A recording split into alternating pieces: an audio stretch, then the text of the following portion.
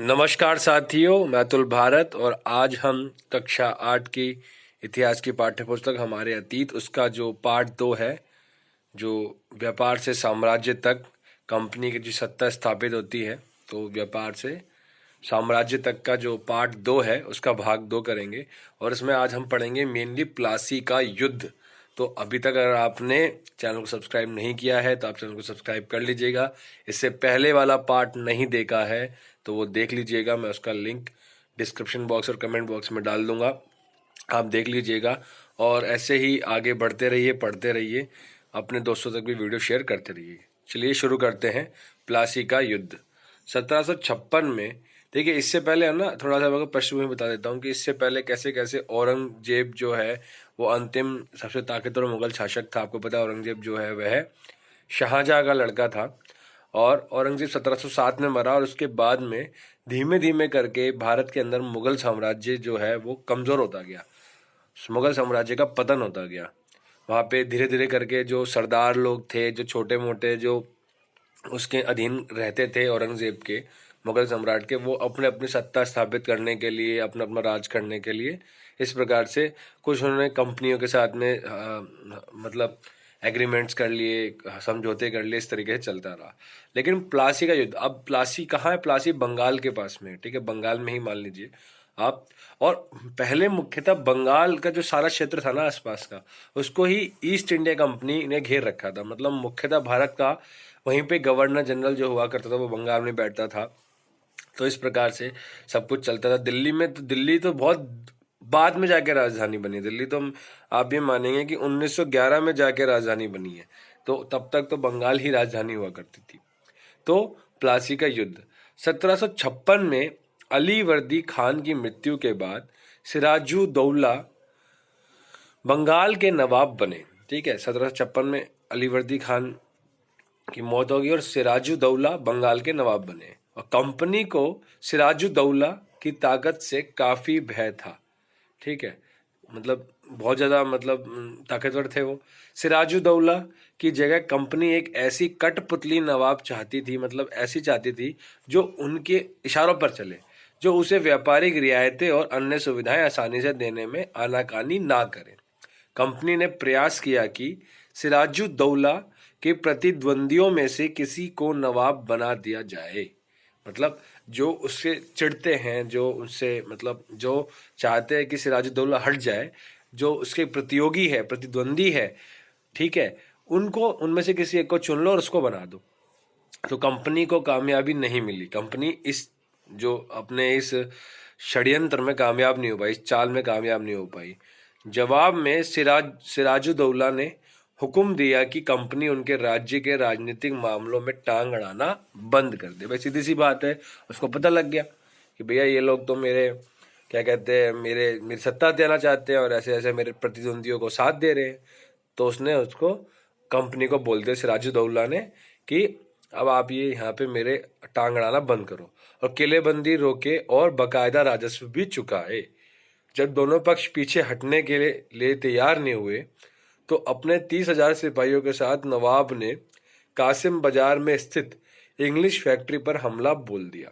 नवाब की फौजों ने कंपनी के अफसरों को गिरफ्तार कर लिया, गोदाम पर ताला डाल दिया, अंग्रेजों के हथियार छीन लिए और अंग्रेज जहाजों को घेरे में ले लिया। इसके बाद नवाब ने कंपनी के कलकत्ता स्थित किले पर कब्जे के लिए उधर एक रुख किया। मतलब अब क्या था, अभी तो कासिम बाजार की बात हो रही थी, ठीक है, जो यहाँ पे नवाब जो जो मेन इनका स्थान था, जहाँ पे इनका किले वगैरह थे, अब ये कलकत्ता में भी चल दिए कि वहाँ पे अब चलेंगे और अब जहाँ पे कंपनी की जो कंपनी जो कब्जा रखा है ना, वो भी उसे वापस लेंगे। ठीक है, अंग्रेजों के हथियार छीन लेते हैं, अंग्रेजों के जहाजों को घेरे में ले लिया था। इसके बाद नवाब ने कंपनी कलकत्ता स्थित किले पर कब्जे के लिए उधर का रुख ले किया। कलकत्ता के हाथ से निकल जाने की खबर सुनने पर मद्रास में तैनात कंपनी के अफसरों ने भी रॉबर्ट क्लाइव के नेतृत्व में सेनाओं को रवाना कर दिया। ठीक है, तो कलकत्ता भी कब्जा कर लिया। किसने कर लिया? सिराजुद्दौला ने कर लिया। ठीक है, लेकिन अब क्या था कि भाई अब इनको भी तो भाई अपनी सत्ता बचानी थी अंग्रेजों को, तो उन्होंने रॉबर्ट क्लाइव को भेज दिया कि जाओ भाई मद्रास से जाओ सेना लेके और वहां पे जाओ बंगाल में। इस सेना को नौसैनिक बेड़े की मदद भी मिल रही थी। इसके बाद देखिए, नवाब के साथ लंबे समय तक सौदेबाजी चली। आखिरकार 1757 में रॉबर्ट क्लाइव ने प्लासी के मैदान में सिराजुद्दौला के खिलाफ कंपनी की सेना का नेतृत्व किया। नवाब सिराजुद्दौला की हार का एक बड़ा कारण उसके सेनापतियों में से एक सेनापति मीर जाफर की कारगुजारियां भी थी। मतलब मीर जाफर ने जाके हाथ मिला लिया था अंग्रेजों के साथ में। मीर जाफर की टुकड़ियों ने इस युद्ध में हिस्सा नहीं लिया। रॉबर्ट क्लाइव ने यह कहकर मीर जाफर से अपने साथ मिला लिया था कि सिराजुद्दौला को हटाकर मीर जाफर को नवाब बना दिया जाएगा। तो इस लालच के चक्कर में मीर जाफर ने क्या किया, अपने ही जो नवाब थे, जो राजा थे, उनके साथ धोखा किया। संपन्नता का आश्वासन, देखिए यहाँ पे कुछ ये पत्र है तो मैं पढ़ देता हूँ, लेकिन इससे पहले हम कुछ और देख लेते हैं। ये सिराजुद्दौला की आप छवि देख सकते हैं मेरे आपकी स्क्रीन के राइट साइड में, मतलब आपके राइट साइड में, स्क्रीन के तो लेफ्ट साइड में होगा। और ईस्ट इंडिया कंपनी के देखिए महान्यायालय का कक्ष है ईस्ट इंडिया कंपनी हाउस का, Leadenhall Street. East India Company के कोर्ट ऑफ प्रोप्राइटर्स की लंदन स्थित लेडन हॉल स्ट्रीट पर बने ईस्ट इंडिया हाउस में बैठक होती थी। यह ऐसी ही एक सभा का चित्र है। देखिए इस प्रकार से हमें बैठक हो रखी है ईस्ट इंडिया कंपनी की। आगे बढ़ते हैं हम। प्लासी की जंग इसलिए महत्वपूर्ण मानी जाती है क्योंकि भारत में कंपनी की पहली बड़ी जीत जो थी वो यही थी। मैंने आपको पहले वाले वीडियो में बताया था कि प्लासी को ही ये बोला जाता है कि सबसे बड़ी जीत है। शुरुआत थी ये कि भैया इसने अंग्रेजों ने अपना शासन अब स्थापित कर लिया है भारत के अंदर, क्योंकि उन्होंने खुल के जब जंग थी वो अभी तक नहीं लड़ रहे थे, वो अभी चालबाजी कर रहे थे, वेले पत्र इस्तेमाल कर रहे थे, लालच कर ये सब कर रहे थे, लेकिन अब वो खुल के आ गए थे सामने। प्लासी के जंग के बाद सिराजुद्दौला को मार दिया गया और मीर जाफर नवाब बना। कंपनी अभी भी शासन की जिम्मेदारी संभालने को तैयार नहीं थी। उसका मूल उद्देश्य तो व्यापार को फैलाना था।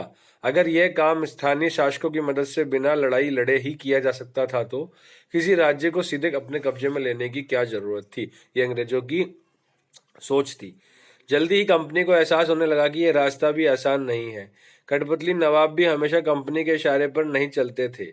आखिरकार उन्हें भी तो अपनी प्रजा की नज़र में सम्मान और संप्रभुता का दिखावा करना पड़ता था। मतलब कि हम भी भैया, ऐसी बात नहीं है कि हम कठपुतली हैं, अपने साम्राज्य को दिखाते थे वो लोग भी, नवाब लोग भी।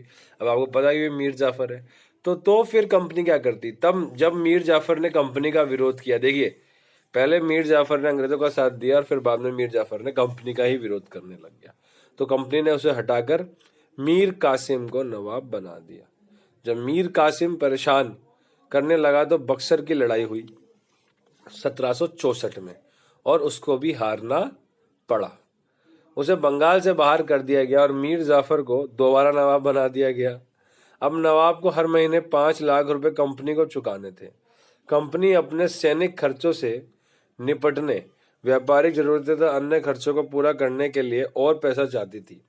कंपनी और ज्यादा इलाके तथा और ज्यादा कमाई चाहती थी। देखिए यहाँ पे क्या बात हो गई है। पहले जहां कंपनी राजाओं को कर चुकाया करती थी, अब उल्टा, क्योंकि कंपनी का प्रभुत्व ज्यादा हो गया। कंपनी ने 2 बार हरा दिया, सिराजुद्दौला को हरा दिया, मीर इसको हरा दिया जो बाद में बना था, मीर कासिम को हरा दिया, ठीक है। और फिर दोबारा मीर जाफर को उन्होंने वो बना दिया, नवाब बना दिया। लेकिन आप ये देखेंगे कि अब जो था, अब ये था कि अब नवाब को हर महीने 5 लाख रुपए कंपनी को देने थे। पहले कंपनी दिया करती थी नवाबों को, अब नवाब को देने पड़ते थे क्योंकि उसको अपनी जान बचानी है।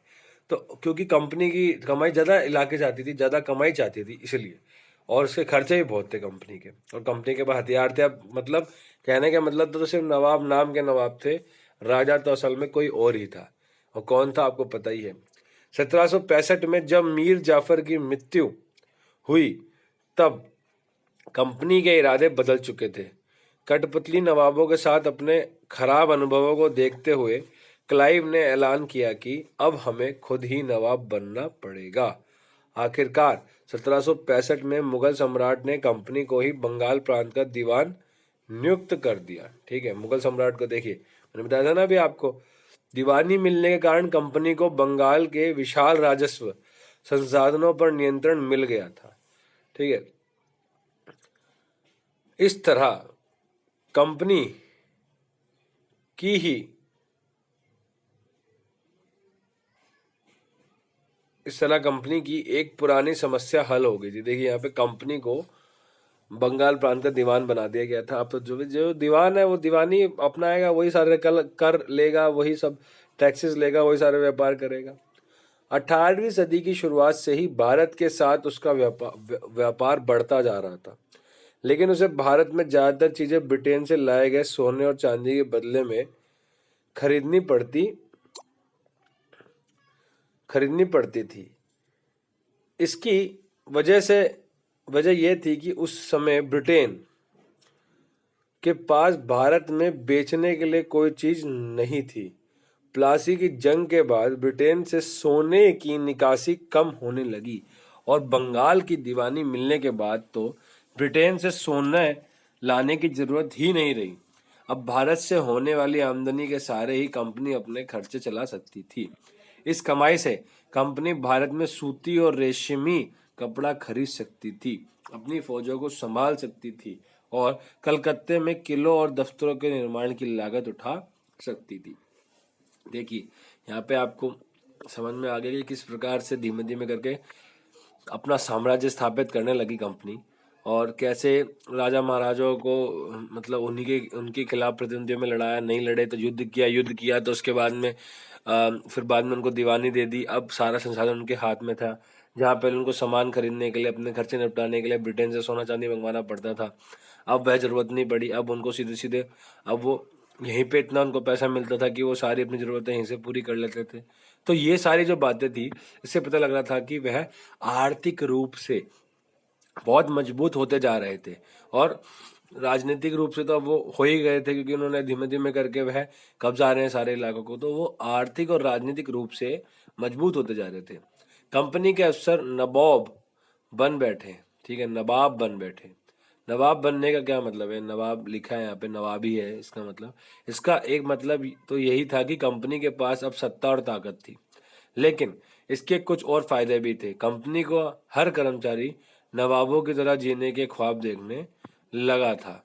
ठीक है, आपको पता नवाब का मतलब क्या था भैया? हम क्या कहते हैं कभी कभार मजाक में, आप तो नवाब साहब हो रहे हो, मतलब इतने रहीसियत हो रही है आपके पास में, आप इतना खर्चा करते हो, इतना मतलब आप अच्छी तरीके से जीवन जीतने का कोशिश करते हो, तो आप तो नवाब साहब हो रहे हो, बड़ा खर्चीले, महंगे कपड़े, महंगे शौक रखते हो। तो अब यहाँ पे चीजें बदल चुकी थी। प्लासी के युद्ध के बाद बंगाल के असली नवाबों को इस बात के लिए बाध्य कर दिया गया कि वे कंपनी के अफसरों को निजी तोहफे के तौर पर जमीन और बहुत सारा पैसा दे। खुद रॉबर्ट क्लाइव ने ही भारत में बेहिसाब दौलत जमा कर ली थी। 1743 में जब वह इंग्लैंड से मद्रास आया था तो उसकी उम्र 18 साल थी। 1767 में जब वह 2 बार गवर्नर बनने के बाद हमेशा के लिए भारत से रवाना हुआ तो यहाँ उसकी दौलत 4,01,102 पाउंड के बराबर थी। दिलचस्प बात यह है कि गवर्नर के अपने दूसरे कार्यकाल में उसे कंपनी के भीतर फैले भ्रष्टाचार को खत्म करने का काम सौंपा गया था, लेकिन 1772 में ब्रिटिश संसद में उसे खुद भ्रष्टाचार के आरोपों पर अपनी सफाई देनी पड़ी। सरकार को उसकी अकूत संपत्ति के स्रोत संदेहास्पद लग रहे थे। उसे भ्रष्टाचार आरोपों से बरी तो कर दिया गया, लेकिन 1774 में उसने आत्महत्या कर ली।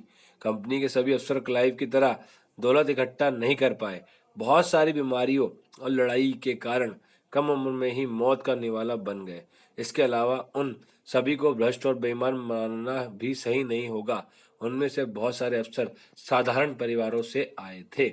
उनकी सबसे बड़ी इच्छा बस यही थी कि वे भारत में ठीक ठाक पैसा कमाए और ब्रिटेन लौटकर आराम की जिंदगी बसर करे।